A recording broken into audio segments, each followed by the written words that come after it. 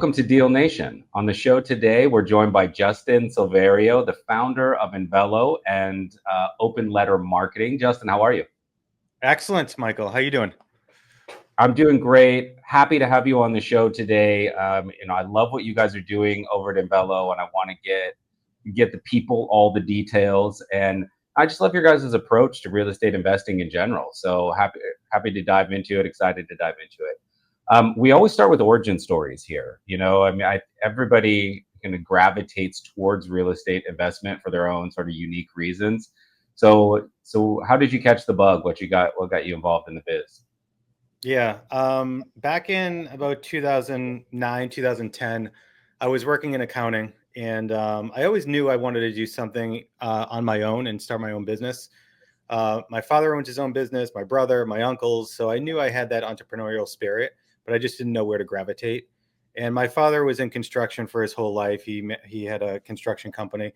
And I think it was probably like an HGTV show in like 2010 that I saw flipping houses, and I was like, oh my god, that's really cool. Like I understood the numbers really well with my accounting background, and I was like, maybe I could partner with my father and he could help me teach me like how to flip a property and how to get it renovated and all that stuff, and we can just kind of test it out and see how it goes, and maybe this is my gateway to running my own business. So in 2011, we flipped our first home. We made like 13 grand on it. I was thrilled because I learned a ton. He was like, we need to make a little bit more money if we want to keep this up. But we kept on doing it. And, that's how I got started. How much work was that first flip for you? Were you in there it was doing everything? For the amount. So we subbed everything out. But we had a really large addition. We have foundation issues. So it wasn't just like an easy get in and get out. It actually required a lot of work. So I think most people that start out, they probably wouldn't take on that type of project. But with his background, I think I was able to leverage that a little bit more than others might. Sure. And as like with your accounting background, I'm sure that you were doing the sums of what you were actually making per hour. Because $13,000, maybe it's not a huge amount for a flip, but for most people, 13 grand suddenly in your bank is pretty great, right? But if you figure out the hourly wage and you're like, oh, I made $6.75 an hour after all of that, and then you're like, oh. I think purposefully I didn't do that calculation because I knew it would be very little. But again, I kind of looked at it like, I got this education and was paid to get the education. So even if I like broke even, I was personally happy. But I know my father was looking at it as a different, perspective. But all in all, I think it was a success for the first one. Yeah, we'll get into this a lot, obviously, because of Invelo, but kind of a running theme on Deal Nation is the importance of efficiency. Because so many people have stories like that where they did a litmus test for their business by doing a flip or two, or they tried wholesaling a deal or two just to see how it would work. And it worked. They got money. But then the next thing that they did was go, that took way too much time, or that took way too much effort. I need to add efficiency to this. And so it ends up like, how do you create more of an assembly line system for your business so you're not hammering every nail and sending every direct mail piece and and that's something that I learned over the years. For the next 2 years, we still only flipped properties. I never really got into wholesaling, but then I started to look at the calculation of what my hourly rate is, and I wholesaled my first deal, and I was like, man, I made like 40 grand or 50 grand or something. Like my typical wholesale up here in Massachusetts, I was doing anywhere from like 40 to 100,000. So big spreads. And I was like, man, that took me like 5 to 8 hours to make 40 grand versus like I'm doing these renovations and I'm spending hundreds of hours to make like 80 grand. Like what's really worth it? And even though like flipping seemed like sexier, I was like, man, the efficiency for wholesaling is absolutely amazing for my time versus in money return. So then I started to get a little bit smart and say, okay, anything that I won't make under 100,000 on a rehab, I'm just going to wholesale. Because the efficiency is there, and anything above that, I'll take on as a flip. Yeah, absolutely. We were talking to a contractor recently, and they do a lot of work on the renovation side, but they're an outsourced service for this, right? Okay. And kind of saying in that episode, like unless you love swinging the hammer, unless there's a creative process for you in the flipping side of things, which for some there is, like Yeah, that project, absolutely. there's a ton of joy in seeing a project come to fruition, right? But Hmm. if you don't have that joy, if you're swinging the hammer just to make the cash, yeah, like in terms of efficiency, wholesaling is definitely going to make you more money per hour in than flipping, right? Absolutely. Yeah. Now that said, of course, an exception I think would be, instead of flipping, if you're buying something and fixing it up to make it part of your portfolio and you're going to rent it, then yeah, then maybe it's worth putting a little more time into, because that's going to be a forever asset, Yep. Yep. All based on strategy. Absolutely. for sure. So how did you make the jump then from flipping into more like real estate investment services? I think open letter marketing was your first foray, but I'm That's not right. sure. Yeah. Yeah. So I found all of my deals basically through direct mail. That's how I got started when I was working full time. And starting investing, I knew that I needed to either spend time or money to get deals, and I just didn't have the time because I had a position where I had to travel into the city, and I just didn't have any free time. So I knew that I had to spend a little bit of money to get leads in the door. And I chose direct mail because it was the way that I could automate it and make things easier. And then Yeah. over the years, I just got really efficient with direct mail and understood strategy, really looked at my numbers and found out what worked, what didn't work, what was getting better response rates than others. And even what got response rates where people called me back and was like, hey, I really liked your letter, but I'm not really interested in selling, right? That Mhm. positive feedback. Sure. And I had a blog that that I was just tracking my whole real estate investing career. And I started to get really good with direct mail and picking up a lot of deals. And people were like, how are you getting so many deals? Can you do like my direct mail for me? And through that, I just got so many requests that I'm like, that might be an interesting way to start a business, because I know it. I feel like I know it better than anybody else and have really good strategy. That in Yeah. 2016, I launched Open Letter Marketing. And so I quit my job, I think, in January 28th, and I started Open Letter Marketing February 1st. So as Way to soon give as yourself a breather. what's that? It's a way to give yourself a breather in between the two. I know my wife's like, you're always doing two things at the same time. Yeah. You can never just do one thing, but that's just kind of how I am. But yeah, I started Open Letter Marketing, and as soon as February hit, we started fulfilling orders, and yeah, ever since then, we've always been, a company that always looks to pioneer the direct mail space. So Yeah. we always want to be the first ones to know about. We're not just order takers; we are strategists and help people get better success with direct mail through, you know, the Yeah. products that Well, we offer and strategies. I want to highlight that the strategy based approach, because what it sounds like is, in your own business you went through a lot of iterative marketing or A/B testing to Hmm.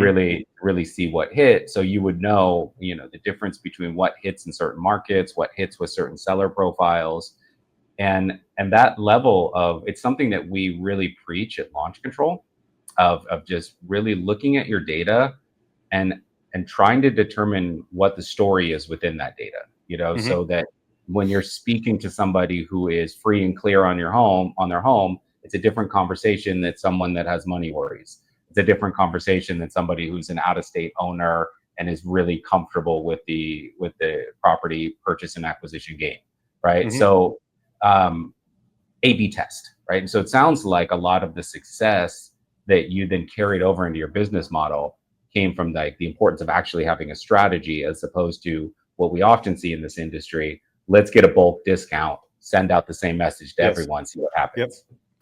Yeah, the strategy behind it. I mean, when you're starting to when you're talking about strategy, it always starts with the data. Yeah. And I've always told people, like, instead of taking the approach of spending, your budget evenly across your records, like, understand there's going to be people in your list that are higher quality leads than others. And to give you an example, a very easy example, somebody that is absentee owned, they're on your driving for dollars list, they have tax liens, and maybe even the property is vacant. That's a much higher quality record or property than somebody that just has equity in their home, right? So the more people understand their data, before they go out and market, they can now hone in and allocate more of their budget to the higher quality leads than their lower quality leads. That's just like Yeah. step one. And then from there, you can start to build your marketing strategy and how you communicate with these different segments of people and like the cadence that you should be sending to them. So that's a really critical aspect. Yeah, I agree. And I think that another argument for the A/B testing is it will help you figure out what your own strengths are. Because if you just talk to, a data expert, and they'll tell you like these are the hottest leads. These leads are, let's say we're talking about distressed properties, right? Like these are pre foreclosure leads, right? So they're edging close to that. They have money worries. They're going to need a solution in the next 90 days. Like these are your highest quality leads, but those Mm-hmm. are the highest quality leads literally everyone is targeting. So Yeah. they're probably getting the most volume of offers, the most volume of communication via text, direct mail, etc. Right? Mm-hmm.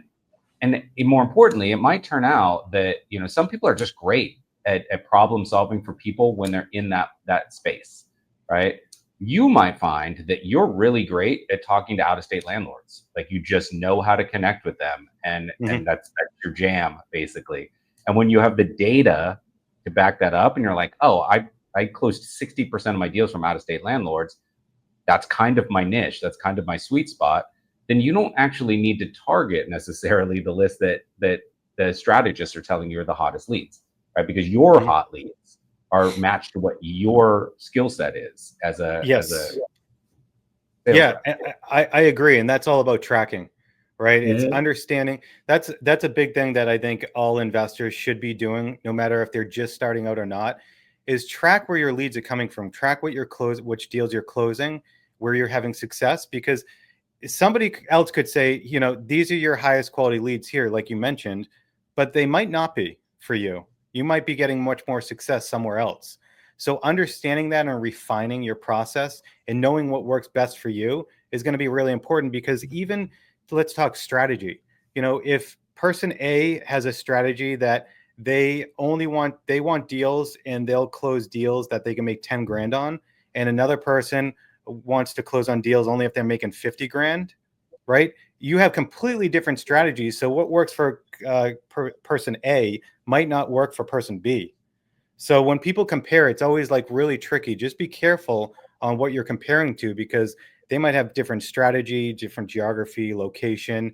It might not work for you. So that's why marketing is all about A/B testing. It's all about tracking what you're doing and refining to what your business is, what your business responds best to. Yeah, that's a great point, and I think also there is an element of education that needs to go into each of Hmm. those strategies. So, like you mentioned, the higher value deals, right? So Hmm. you're not chasing 10K net and lots of volume. You're chasing three or four deals that are Yep. 50, 100, 150. Um, for somebody who really feels like sometimes you're going to stumble into that what you're good at, but sometimes you're going to aim for it. You're going to say like I Hmm. want to do the higher value deals. Do you, or is there any kind of advice that you give if someone comes to you and says, look, I want higher value deals, or I want to do lots of volume at lower, to help them get educated and make sure they're following the proper strategy? Yeah, as far as that, I mean, for me, it's more about, do you want to have more calls or less? Because as Mhm. far as like identifying the how much money, the profitability of the deals, it's really Yeah. hard to be able to segment that or understand that. But what we can do is say, would you rather have more calls or less calls? The people that just want less calls in a higher conversion, we can do that. But the people that want more calls, they might have different ways to monetize a lead.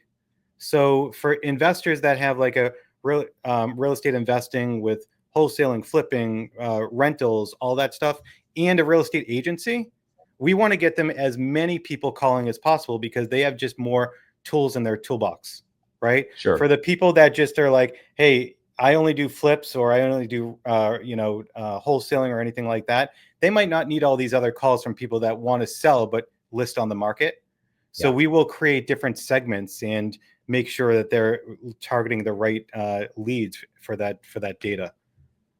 It's amazing, and it's one of the powers of marketing, whether you're using direct mail or text, is you have the ability to stand up new markets by doing Mm-hmm. that, and because you're not always going to know, right? Like I have an investor friend who's investing in like South Florida, but he lives there, and he's Mm-hmm. made, I don't know, $500,000 in less than a year because the deals are all really high volume or value deals. But he's Yep. there, he's boots on the ground, right? So he can drive, he can do driving for dollars, and Yep. not everyone can do that. If you're in the middle of Iowa somewhere and the deal value is much lower, you're not going to be able to find those deals. So you're going to have to try some non boots on the ground markets, and working with you guys and getting some insights about market analysis, but also being able to iterative test markets to see Mm-hmm. what those calls are like and whether you can actually run deals in those markets.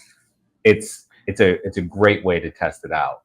Yeah, yeah, and it definitely depends on person's strategy if they're looking for, mid-size homes or like entry-level homes and where their budget is, Yeah, depending, the different markets like you were mentioning. In some areas, like I was able to make large spreads because I never went to the entry-level home market. I was always kind of mid-level and then high end, and then I yeah. went into the city of Boston to do condo conversions.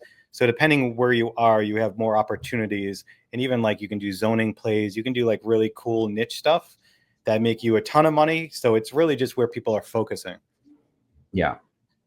Your wife said that you're always doing two things at once, right? And it's such an Yes. entrepreneurial thing because I'm just listening to you tell this story and I'm like, okay, so you have a successful investing business, you have a very successful, which is still running open letter marketing, successful direct mail business, and now you've got one of the most exciting CRMs in the REI space. So it's a little more than two things.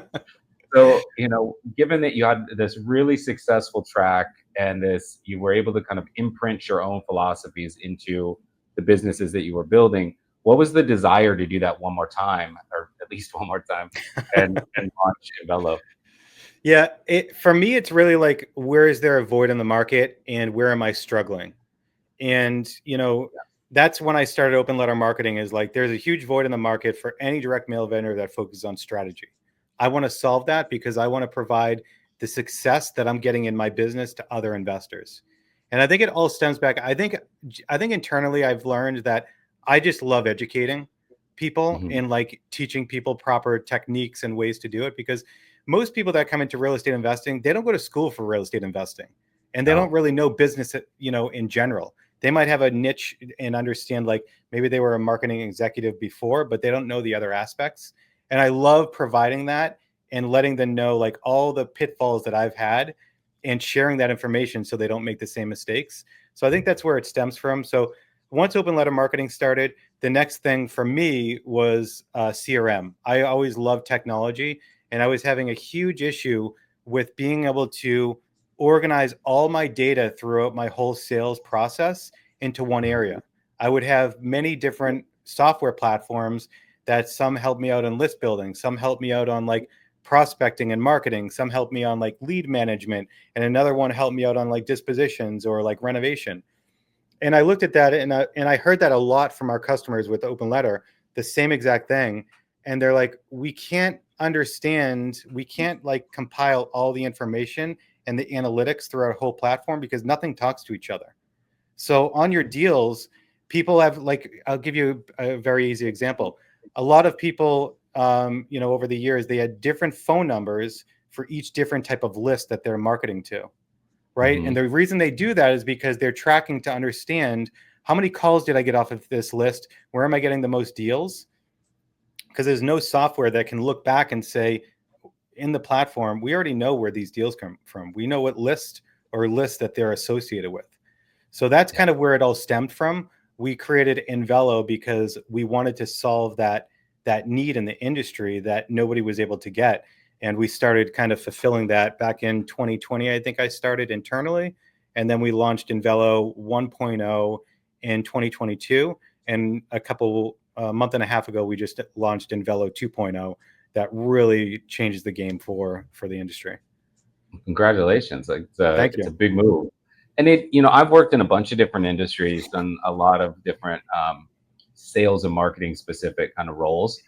And uh, getting the CRM right is a frustration in every industry. Like Hmm. everybody wants I really despise this term, but their source of truth. Right? Yes. They want one place where they can track everything. Yep. And it's, like what you guys are doing is no easy task. Like everybody wants something a little bit different. Everybody has their own idea of what Yes. perfect looks like. And so to kind of try to find that happy medium for something that is, takes your own ideas of real estate philosophies and strategies, Hmm. makes it clean and efficient, and is functional for everyone. That's a brain teaser, man. Like what you guys are Yeah. doing, that's a tough one. So I can't tell you how much I appreciate that comment because it's probably the hardest thing that I've done in business is making sure we get this right because like you said everybody has their interpretation of what it should look like. But again, yeah, we designed it over, I have a lot of experience in real estate investing and the proper strategy and I really hone in on process. I'm very process driven and we talk to many real estate and longtime investors to make sure that we got this right. So for some, it's not being able to do everything for everyone. We wanted to create a product that we knew we would take them on the happy path. I call it the hmm happy path of the proper way to do deals from finding, prospects or properties that might need to sell all the way through disposition. We took that happy path and really tried to make it so anybody can jump into the platform and understand exactly how the movement should go. Because a lot of people come to us and they're like, hey, I think it should be this way, or like, how come you guys don't have this? And what I really try to understand is like, I try to get to their root question because sometimes they're asking the wrong question, or sometimes they think they should be doing it one way, but it's like, no, you shouldn't do it that way. And we know you shouldn't do it that way because you're going to run into these roadblocks. So we've tried to solve a lot of those issues for people and created that really easy, happy path for them to get to pulling lists, to marketing, to leads, to lead follow up, to disposition and closing deals. cool. Yeah, and it's really important to be able to track the full life cycle of a deal like Mm-hmm. that. Because it's one of the things we talk about in launch control all the time is launch control, especially for people that are just starting out, almost functions as a light CRM where they're Mm-hmm. they're doing most of their outbound and then having these communications and they're able to see pretty much through at least a discovery call, if not farther, how far that deal has progressed. So, but what we find a lot is that there's a ton of data that gets put into the system and doesn't get properly nurtured. So Mm-hmm. the number of deals that are just sitting in people's Yeah. inboxes is really high. We'll do audits with people and say, well, did you try this with this lead, this with that lead? And there's often a lot of deals that are kind of hiding in plain sight. And that's extremely true of every CRM, right? Because Oh my God. the Huge. huge, right? Like every REI is very volume based. It's Mm-hmm. very like what's the shiny object in front of me right now? Can I Yep. close this month or next month? And there's always thousands of data points that fall into that example like you gave of the guy that said, I liked your letter, but I don't want to sell right Mm-hmm. now. Yep.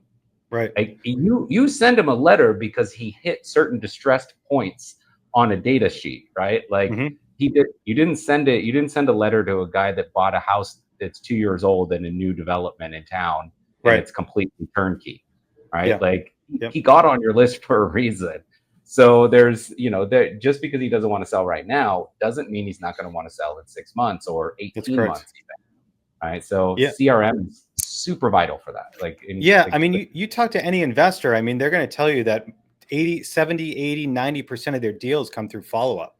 Like very rarely do you get somebody on the phone. They're like, all right, let's close the deal now.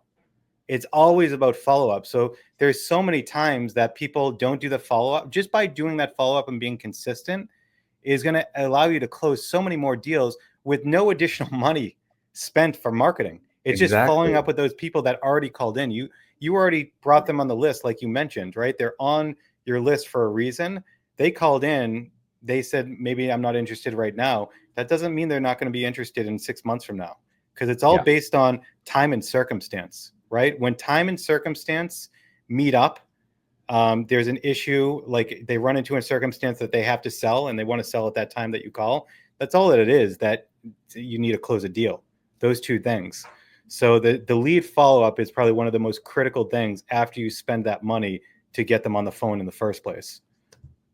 Yeah, and I want to get your ideas on how you follow up, but I wanted to, before we get to that, I did want to say, in terms of like making sure that you have that system of follow up, just to put like a number to it. But if you think, like you said, you don't have to spend any extra money. You're not doing extra marketing. You're not adding staff. You're just putting automated processes in place that Yeah. are going to continue to reach out to those people. So think of it this way: if that leads to one extra deal per quarter for your business, and your average net on a deal is $30,000, that's $120,000 that you added to your business for the year, doing nothing different. Right. Just having a couple Yep. of text messages or extra calls or whatever go out to get those deals in. $120,000 is more than most people's salaries were before they Yeah. got into real estate investment. Right. So, it's the numbers make it a no-brainer decision. Absolutely. But in terms of how, because this is something we see on the launch control side a lot, right? So we tell people, you want to continue to have a system of touch points, and within that system of touch points, let's say that you're reaching out to everybody, 4 weeks, then 6 weeks, 4 weeks, then 6 weeks, over a course of time. What I see people do all the time, and I'd like to get your opinion on what you should do Sure. instead, is message number one says, hey, remember that cash offer I mentioned? Still on the table. And then a month later, about that cash offer, still interested?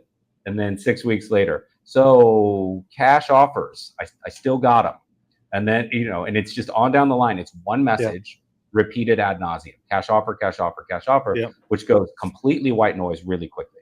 Yeah. Right. So what would be your pivot against that? Like, how would you deliver value? Yeah, for me, it's all about whenever I talk to somebody, I always get an understanding first of like where the conversation is before I start my follow up. So if somebody's like, Mhm. "Hey, I'm not interested in like we're not interested for another like 12 months or whatever," I will put them on a different cadence versus somebody that's like, "Yeah, we might be looking to sell like in 3 months. There's an issue that's that we're trying to work through." So those conversations, I will put them on different lead follow up. And to your point, like, and this goes back to even like direct mail strategy. I never recommend that people do the same message, because that message is only going to work for one avatar of your customers, right? Yeah. And if they're like cash offer, that means nothing to me. I don't care about cash offer. I just want, and a lot of people are like, I don't care about the cash offer. I just want to make sure you're actually going to close on the house when you say you are. Like that was one of the biggest things. If I can get somebody to feel comfortable that I can close when they need me to close, that's more important to them than getting the top cat like offer, right? And I've gotten deals that I was $30,000 under my competitor, but they trusted me more, so they gave me the deal. Yeah. So it's all about that, and it's all about changing up your flow. So I take a lot of notes throughout the conversation when I talk to a seller, understand where they are in their cycle, and I'll break it down and position them into maybe 3 or 4 different areas. So if I already provided them an offer and they're like, it's too low, I'll put them on a campaign that talks about different offers. And even I'll position not just so much about the offer, but benefits of like how I can help them out. So, so if they're like, "Hey, I'm moving out of state, or I need some assistance with moving," be like, "Hey, do you still need to move, and are you still leaving some stuff behind, or do you need some, assistance with anything else?" So, it really, I'll bucket them into different positions, and then typically, if they're like, "Hey, I am not looking to sell in like 6 months or 12 months," I will actually dial that back and cut that time period in half to a third, and then I'll start marketing from that standpoint. Yeah. Because when people are like, "Hey, I'm not ready to sell until 6 months," a lot of times I start reaching back out to them within a month or two, and things change and their timeline sped up. So I'm going Yeah. to catch them at the right time. So that's kind of like how I bucket different people. And the nice thing from there is like I will use text a lot to reach out to people. It's a great, easy form of communication. You've already had communication with them. Hopefully, you're getting their acceptance that you can message them, and it's a very easy way. Everybody looks at their phone, and I don't think many people. I don't personally. If I see like there's a one that I haven't like looked at the message, I need to look at that. So that's a very easy way to do it. Direct mail follow up is another option, ringless voicemail, and just obviously picking up a call. If I've had a lot Yeah. of communication with somebody, my touch point, the more rapport that I've built with that person, the more likely I want to have a personal touch with them. So that's usually how I do it. If I've had a lot of calls with them and built great rapport, I'm going to try to pick up the phone and call them. Versus if I had just an initial call with them, likely I'll send a text message and make it go into more of a personal nurture after that. Yeah, and it's all about a system of touch points, right? Like Mm-hmm. I just to backtrack a little bit, I love the strategy that you laid out. It's we teach something quite similar at Launch Control, which is basically start your nurture from the exit point of your conversation.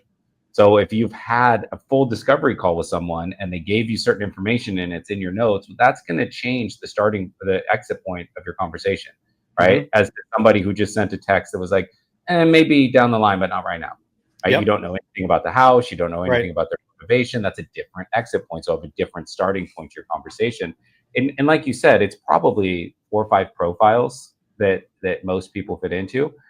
But what's really cool about having a great CRM is, and what you just alluded to, is like instead of just set it and forget it, it's kind of it's a scheduled system of touch points. So you might Mm-hmm. have, you're right, like text is the most effective in terms of like if you call me every 3 weeks to ask me if I want to sell my house, I'm not going to sell to you. I'm just going to get annoyed. I'm going to Yeah. probably block your number.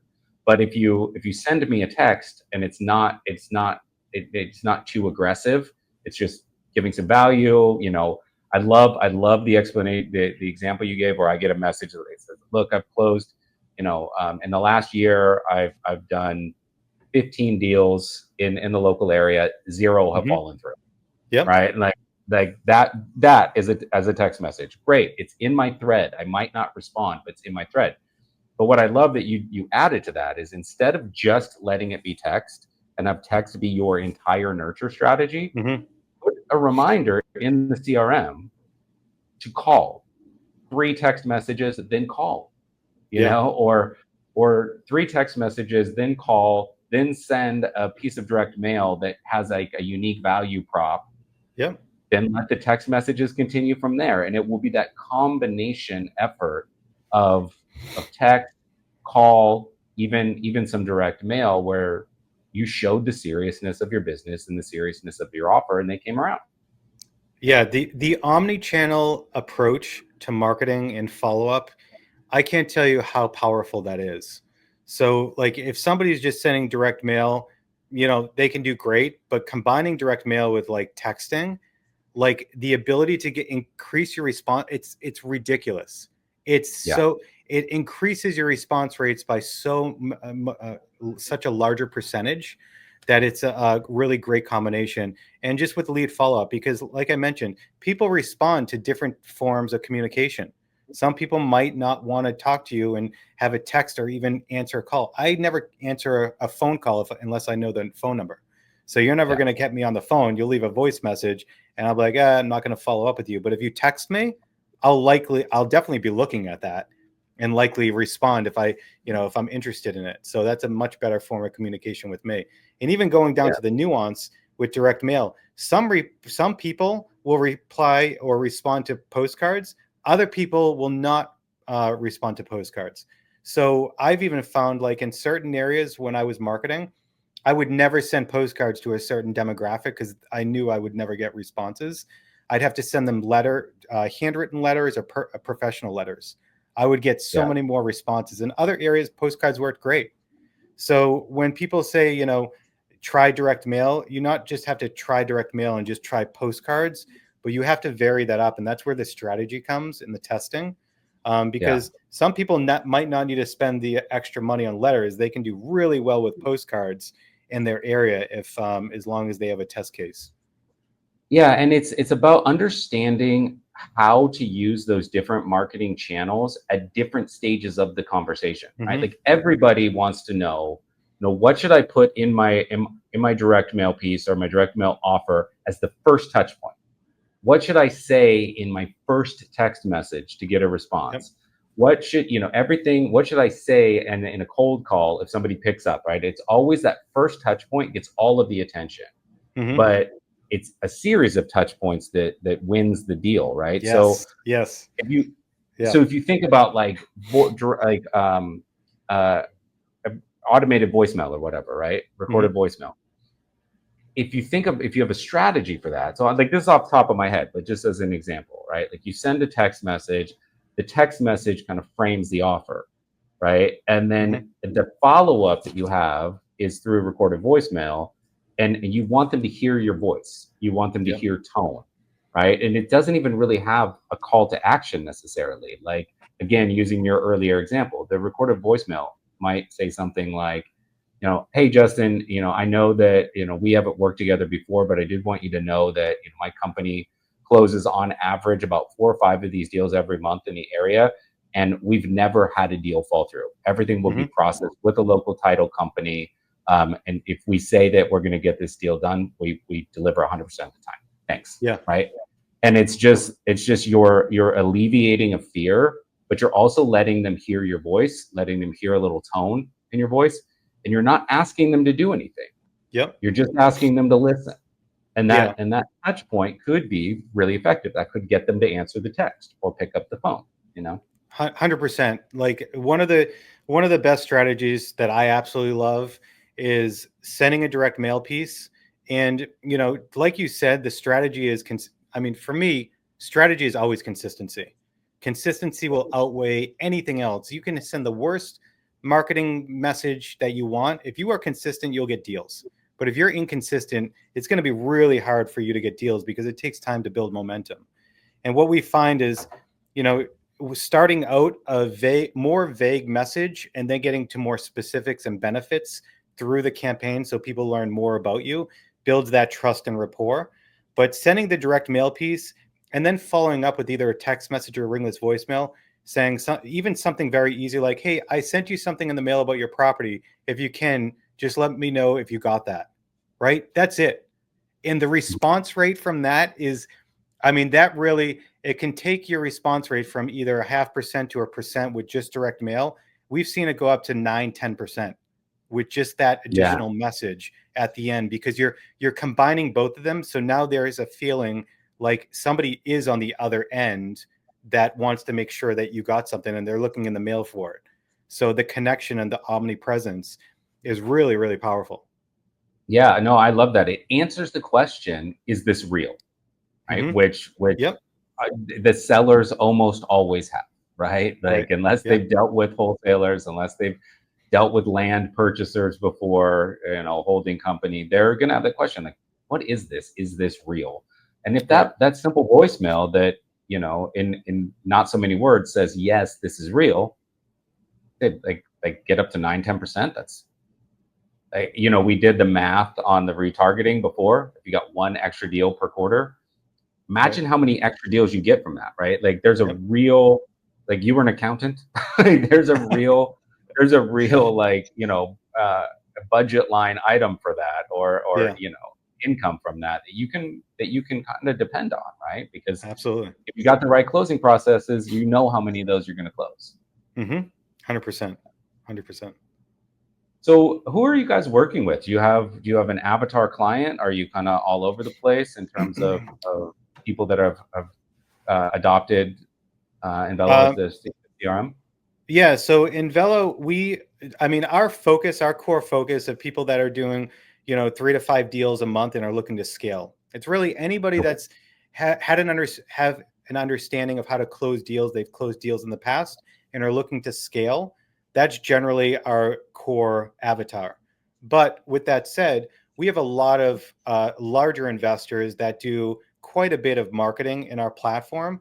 and they're utilizing Invelo because we have such a sophisticated and really automated way to just market and run automated campaigns, and doing lead follow-up. So we're Yeah. almost seeing that we have two really large avatars, people that are looking to scale because our platform is set up for that, to make automation very easy and leveraging that. And then other people that want to systemize their marketing outreach or their lead follow-up that do, hundreds of deals a year. For those that are, getting into, like, let's say they're doing 3 to 5 deals, right? They've Mm-hmm. probably got some CRM system in place, and I'm sure that a battle for you guys is getting people to change CRMs Yes. because Yeah. it's It's foundational. such a Once hard, you get, yeah, it's such a hard yeah, move. Moving CRMs is such a pain. And yeah, to your point, and I don't mean to cut you off, but to your point, I think I know where you're going with this. We have white glove migration service. So that was something really important to me because, again, I'm really trying to solve the user needs as me, an investor. So I more so, when I have company meetings, I put myself as a user. I'm like, me as an investor, this is how I want it to work. Not like from a technical standpoint, this is how we need it to work. So I try to put myself in the user's shoes. And the migration service is something very important that we wanted to make sure that we could do. So we can actually help them migrate all of their data from their current CRM into Invelo and make it very easy, because we know that transition, whew, that's yeah. tough. It's a struggle. No, I love that you guys have that service. It is important because it's, setting up a CRM, especially like early stage investors, they probably set up their first CRM themselves, right, without Yeah. any white glove service, Mm-hmm. and it was almost certainly a pain in the ass for them. So, like, Yeah. to have white glove service and have somebody be able to kind of shepherd you into the new system is really Yep. vital. As they expand, right? Like, a big part of expanding is integrating new marketing channels, or integrating additional team members, maybe even going into like a round robin sales process, things like Yep. that. So, how do you guys adjust on the fly to the changing needs of the clients? Yeah, so we have all that, the capabilities in our system to really do any type of marketing, and always looking for new integrations. We're talking to you guys. We want Yep. to get integrated into you so people can send text messages through Invelo and have that connection with launch control. So actually, the next 2 months is a huge integration period for us, where we're Okay. integrating into many of the services that people are already using. Some other things that we're doing is even vendor integrations. So people that we're working with, like PPC and PPL companies, where we can ingest information into our system and report back to those companies or the customers on how their records are doing through their pipeline. Yeah. And as far as like team members, we have the ability for team members and for workflows and automations to provide new owners to each new lead that comes in the door if you have a team. So we're always listening to our users. We have a very nice way for them to provide suggestions and feedback, and we really listen to that. That's a core piece that every single week I meet with my head of customer success and product manager, and we always review the feedback from customers to make sure that we're improving the product where people are their needs are. One of the things that's been really amazing for me, hosting Deal Nation and working for Launch Control over the years, is that I'm lucky enough to talk to people like you all the time, and so I get these incredible insights on how other people see the real estate investment industry, how they run their businesses specifically. So it's this constant kind of influx of thought leadership, right? Mhm. And it's been amazing for me. So have you had a kind of a similar experience working with Invelo and working with different investors at different stages of their business, where they helped you see things a little differently or gave you some Oh, creative ideas? absolutely. I mean, every week. So every week I talk to at least a few of our customers or other investors. I'm in masterminds, and it's all about getting different perspectives. Even not even in the real estate industry. So I even go outside and talk to other people that have run software companies or manufacturing companies, because you can always. I love hearing what they say and seeing how I can morph it into what we're doing. and getting to, an endpoint in a different way, more efficiently. So that's something that I'm always carrying into the businesses, is listening to what other people have to say and seeing how we can adopt that in a way that's going to be to help our users or our customers. I love that. That's actually one of the most exciting things for me, is talking to others, learning and adopting that into what we're doing. Yeah, it's something I probably what I don't know if I acknowledge it enough or not, but I think a lot of times in these conversations when I'm talking to people that have been wildly successful in real estate investment, we often talk in an educational way of like, if you're just getting started, you should Mhm. consider this and this and this. But the flip side of that is that there are people in this business that have come up with really interesting creative solutions to things, Oh that yeah. see the real estate investment industry from very unique angles, and Hmm. just having the luck to just sit back and listen, right, Yeah. and absorb that is really beneficial. Yeah, there is so many ways to make money in real estate. It's crazy. And that's one of the reasons I loved and I gravitated to more towards real estate investing over the years, is because it's just a fascinating way. And I love learning. I love adopting and learning different ways to do things. And it never seems to surprise me when I hear a new way to make money in real estate or what people are doing. It's pretty exciting industry. And it's amazing that you really kind of going back to our the start of the conversation, we are talking about flipping houses, right? Like you Hmm. really, with real estate, I think for people that aren't really involved in it yet and don't realize what you just said, they think of it as being a very hands-on thing, right? Like you have to be on site, you have to touch the walls, you have to know the tenants, you have to it's very kind of hands-on, right? Tenants and toilets and things. Hmm. um, but I would say 90% of real estate investment is hands off. It's just knowing what the opportunity is, activating marketing, having good sales processes, and like I spend a lot of time outside of the country. Like for me, having a business that you can run without having to be location dependent, Yeah. and you can be really entrepreneurial, that's incredible. Yeah, this time and age, 100%. Like, there's no reason that you need to be, in your local area to be doing real estate investing. So Yeah. many people are doing virtual, and the tools that we have now is absolutely incredible that we're Yeah. able to do that.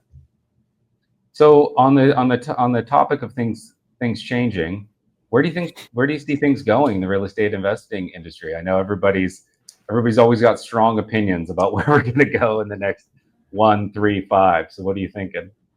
Yeah, so I mean, as far as where the market's going for real estate investing, I mean, putting the market, the specific marketing to the side of like the economics and where we are with the economy. Obviously, wholesaling has definitely been getting a little bit more strict in certain states. They're really Hmm. trying to hone in on what you can and can't do. So I think that's going to help. That's going to tighten people up a little bit. But I think over the next few years, people, like they always do, are going to learn to adapt and to have different structures and ways to make money. But I think real estate investing, I mean, given the side of like in any economy, things are going to be tough, right? Might be harder to find properties, easier to sell them. Harder to sell properties, easier to find them.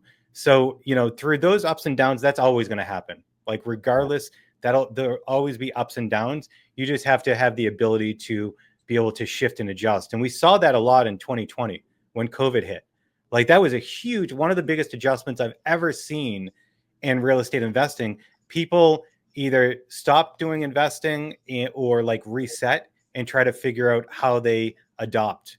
And I think investors that have just a really good business sense and give themselves the ability to adapt are going to be the most successful over the next few years. Yeah, even going back farther than that, I can't tell you how many conversations I've had with millionaire investors, who've been in it for a long time.